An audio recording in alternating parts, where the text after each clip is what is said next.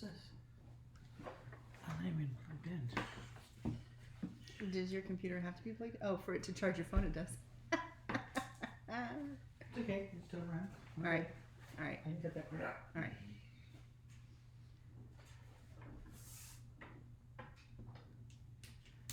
All right.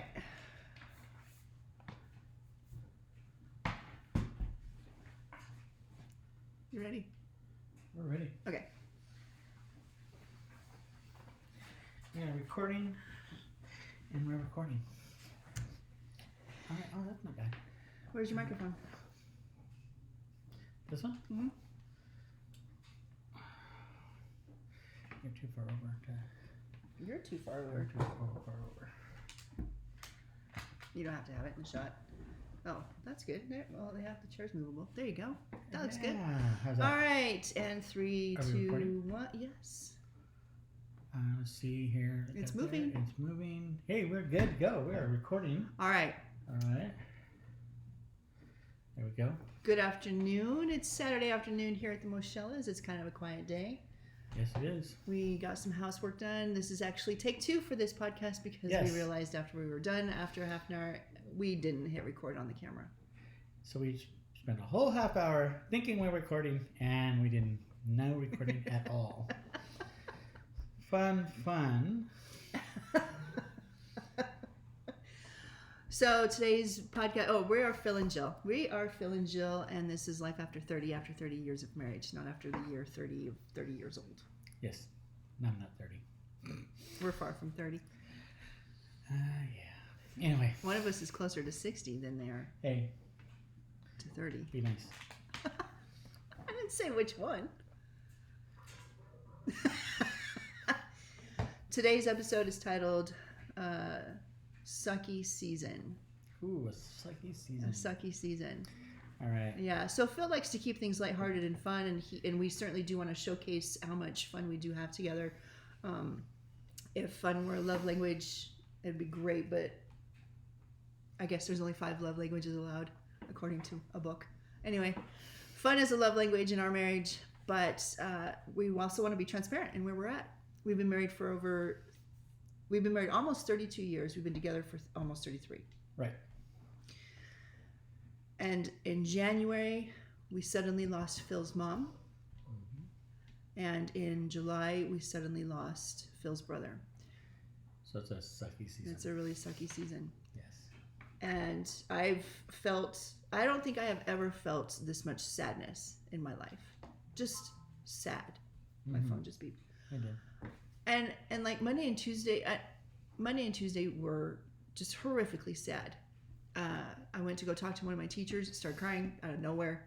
She's like, "Are you okay?"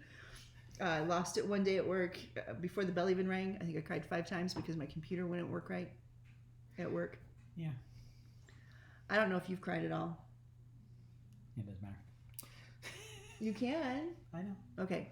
Phil doesn't like to talk about it. Nope. He doesn't like to talk about sad things or hard things like this, like grief. Grief is sneaky. If you haven't lost someone that you love, grief is sneaky. You be standing in the grocery store, you look over and the Thanksgiving Day cards are out and you start crying because you realize you're not ever going to get a Thanksgiving Day card from your Aunt Joyce anymore. Right. Yeah. Or, you open the cabinet and you see that fry pan that you inherited from your mother-in-law and realize, yeah, it's a sucky season. It's a sucky season. Anyway. So we want you to be invited into our marriage and how we walk together through great seasons, hard seasons, fun seasons, and sucky seasons. The good times and the bad times. Yeah. Yes. So this is just one of those times. So we also have been experiencing grief in these ways. Like the other day, Phil uncharacteristically snapped at me. And it was like he did it like 3 or 4 different times. I don't do that. And he doesn't ever. He's very even-keeled. He never raises his voice. He's never frustrated in his tone of voice. He does get frustrated with me, let's be honest. I can be difficult. I like things the way that I like them. And so, you know, I just one day, you know, or one evening he said something really snappy and I started crying and went upstairs and he was immediately apologetic. But then after work the next day, we were driving home from school and I was like, listen, I know you're disappointed and feeling angry at the loss of your mom and your brother. But can you try not to take it out on me? But then this morning, let's be honest. She hit me in the head. I didn't mean to. It's not like that. I didn't mean to. What happened was I was sweet. Hey, you I was dropped this on the floor and throws it at me. This woman has aim, let me tell you. I didn't even. I should play for the Aces because I didn't even aim. I just like chucked it around the corner. I didn't even blindly chucked it around the door. It was just this little. I mean, I know I got a lot. You know, it says right here, but wow. It was just this little. Hey, you went down this way. Oh. Listen, I had just swept that part of the kitchen, and you dropped it on the floor and left it there. I would say I pick it up later, but it probably wouldn't. No. So anyway. Later never comes. Oops. You're tapping again. Yeah, no. Okay. Anyways, and so I did. I was angry cleaning this morning anyways. And so I just chucked it and it poing right out. And so then, you know, and I said it in a very, you know, frustrated tone of voice. And so then I had to run upstairs and apologize to him too. Because we're just feeling our feelings and we don't like the feelings that we're feeling. Yep. We both like to be joyful and the fun-loving, carefree place for a safe place for our friends and family to come and just relax and hang out and talk and laugh and enjoy each other. And we want to do these things. Yeah, and more. And more. Those are the things we've done. Now we want to do other things. Yeah. What are some things we want to do? I still want to go on more mission trips. Yeah, we do need to do more mission trips. Yes. That's for sure. That is huge. We have a good friend of ours in Brazil that I'm dying to go see again. Marcos. Anyway. Yeah, Marcos and Hannah. So these pictures behind us, we didn't have these up at the first podcast we did. Right. So these are all of Brazil. This is the Amazon River up here. This is Phil and Marcos and one of the other missionaries. Yes. In the river. Edison. Edison? It's Edison, but it was Edison. Edison. Yes. Neat guy. Anyway. I remember that. Yeah.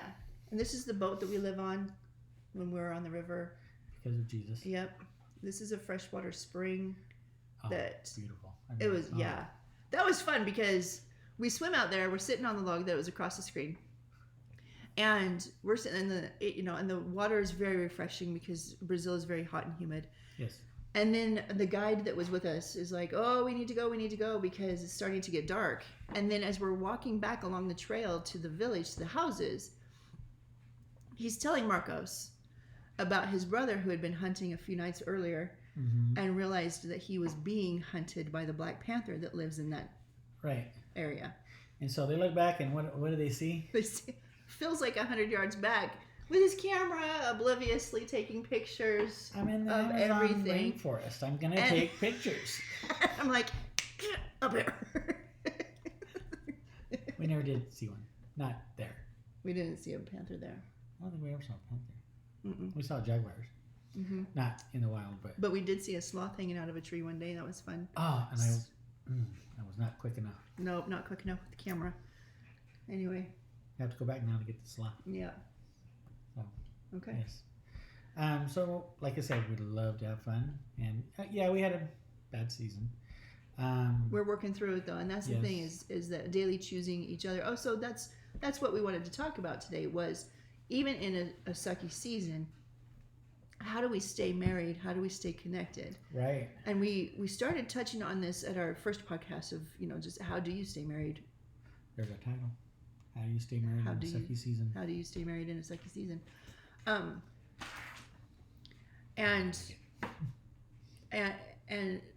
we had this conversation in the car the other day about choosing us over me daily. Right. For both of us. Right, where each person in the relationship has to daily choose us over me. Yes. And what I want and what I feel like I need, and my fleshly desires or whatever, or selfish wants, right? And choosing what's best for us over what I want. Yeah, because that's where you get into your quiet times, because nobody wants to talk to you, because you thought about yourself and not I mean me, so yeah, don't want to do that. You want to think together. Oh yeah. And not. I'm not sure I follow what you mean. Oh boy. Can you just say it again? Use Use more words. All right. You can't read my mind yet.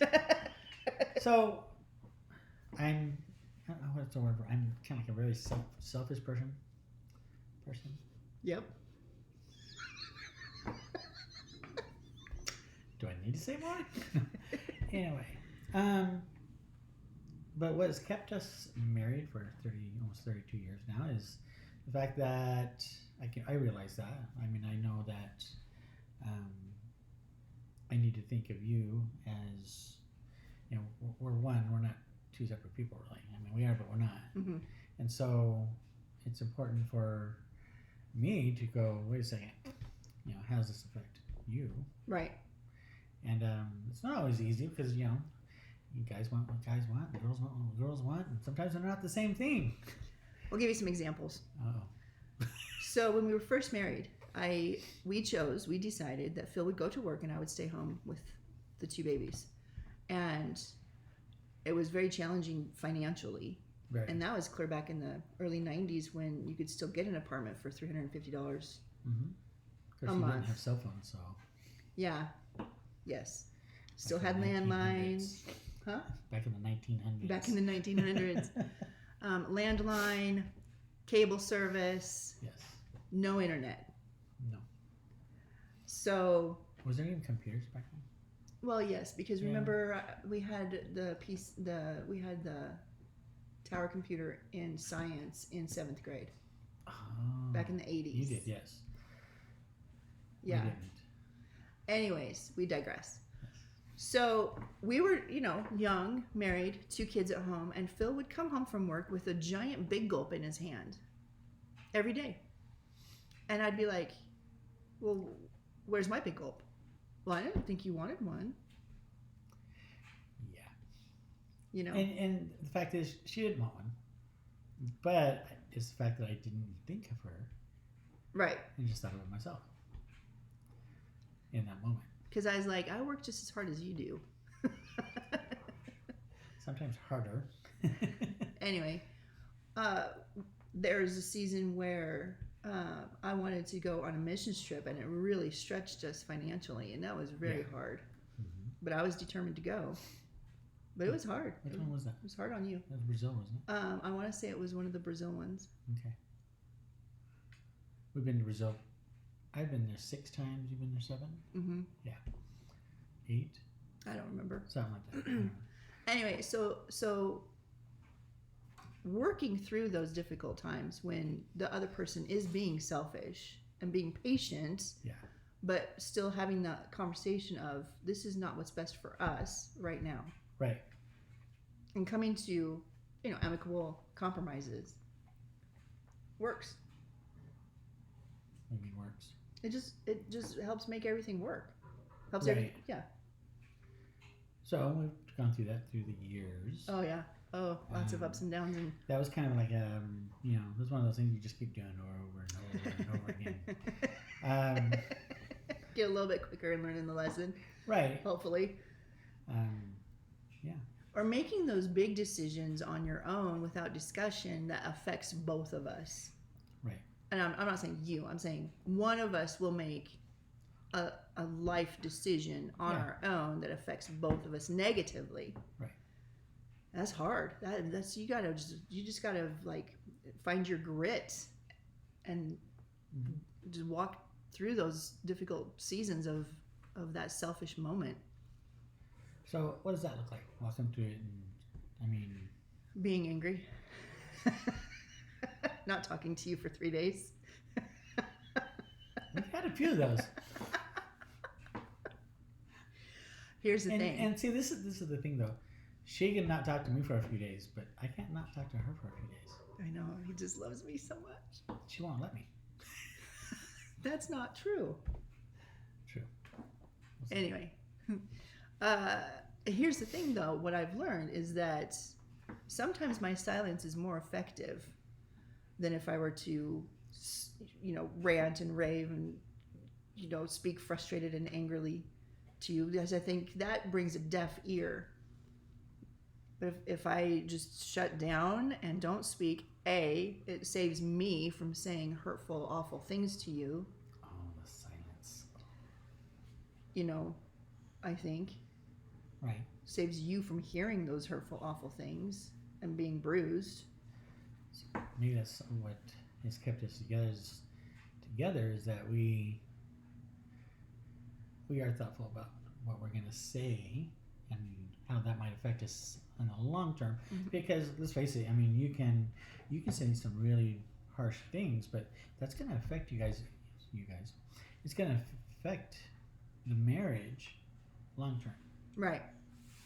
So you have to be really careful on what you do say. Yeah. You really do. And that's a learning curve, man. That takes years. You know that saying, pick your battles? Uh-huh. Yeah. You do want to pick your battles, that's for sure. Yes. Yeah. There's a lot of stuff that we just don't even think about arguing over now that would have triggered a huge fight when we were first married. Oh, yeah. Can't think of anything right off the top of my head. Help me out. No. I think money was the biggest argument in the beginning. Yeah. And I think it probably took 20 years to iron that out. Yes, it did. And Really. Because the last 12 years have been pretty quiet on that front, financially. right, and that took a lot of letting go. Yeah. Because, For both of us. for both of us, I think, yeah. So that was And trust. interesting. Wow. That's like the number one place you can break trust. Lying and money. Yeah. Lying about money is like the double whammy. Don't even do it. It's Don't not do worth it. it. Don't do it. Just don't do it. Because once that trust is broken, man, it takes a long time to rebuild that and gain that back. And I think we've got it pretty dialed now for the most part. For the most part. We don't make any huge financial decisions now without talking it through. Right. And It's there's not to say we don't make financial mistakes, because we do that. Oh, we don't have to go there. But we talk about making the mistake before we make it.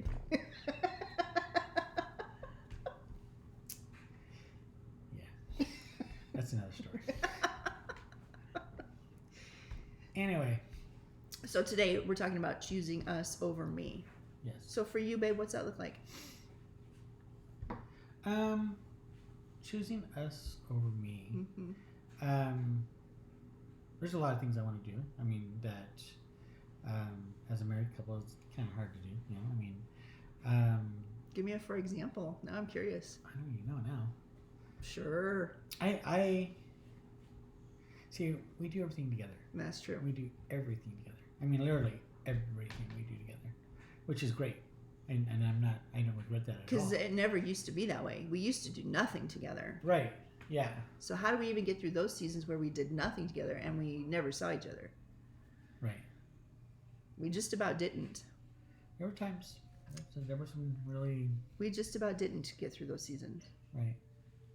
So I can't remember if we talked about this last time about the Easter. We did. Yeah. And that was the conversation, where we decided to choose us Right. over me. Yes. And again, it's not always easy. No. She's had to put up with a lot. So see, he just puts up with I'm demanding really, you're going to leave that there? I don't like clutter. So when stuff just gets set down and then left for long periods of time, and then more stuff, and then more stuff, and then I angry clean. You should see my desk. And throw things around doors. She has the aim. Oh my gosh. I'm really sorry. I did not mean for that to hit you in the forehead. Or at all. Anywhere. We won't talk about the time I threw something else in your direction. Nope. Maybe next time. Nope. Anyway. Anyway. Is the statute of limitations up on that? I mean, like, yes, is it definitely. safe to talk about it now, or can they come arrest me at my friend door and go, we heard you admit that on your podcast. You need to... Now they're going to come arrest you anyway. Why? Because you said that. See ya.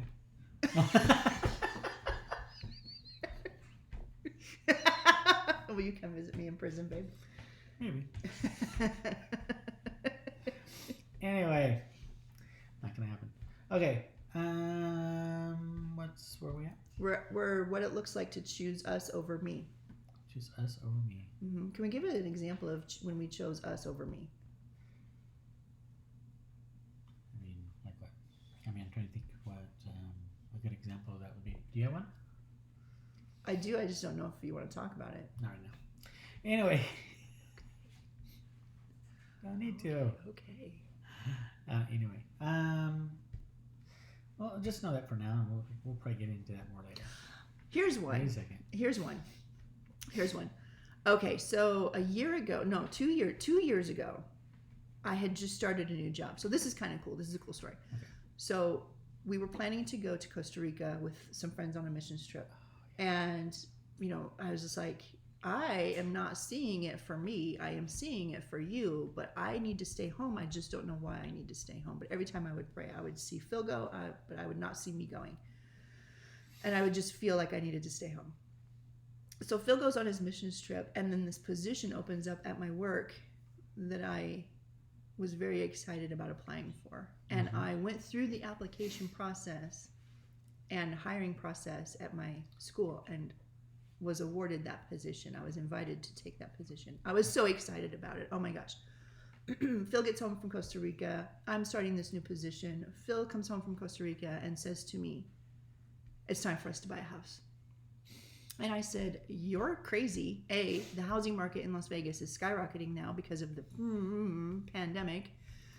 And everybody selling in the neighboring state and moving over and jacking up all the prices. Anyways, so not bitter, but he's like, no, seriously, I think it's time to buy a house. I'm going to go talk to our financial friend and mortgage friend and see if we even would qualify. And I said, that's fine. This is an example of him choosing us over himself. Because I said, very honestly, I do not have the resources right now to do the emailing, the phone calls, the financial papers, the tax papers, the payroll papers, all the things that you're going to need to apply for a loan. I don't have it. I started a new position with a very steep learning curve because school's going to start in 3 weeks. I cannot help you buy a house right now.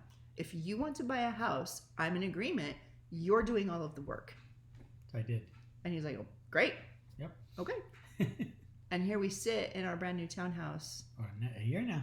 Yeah, we've been in it for a year now. Yeah. Because he was willing to choose what's best for us over the inconvenience of himself having to do all of that legwork to get all financially ready to purchase the house. Yeah. So that's a winning example because we have a beautiful home because you were willing to do that, understanding that I was in a position, I had no extra resources within me to help you. Right. And resources, what I mean is the emotional time and energy. That's what I mean by resources to help in that process. Yeah. Can you think of any other examples? That's a good one. I'm sure I'll think of something when we're done. Mm-hmm. Right. I'll do a little blip afterwards. Right, really. Yeah. So, staying together in the Sucky seasons.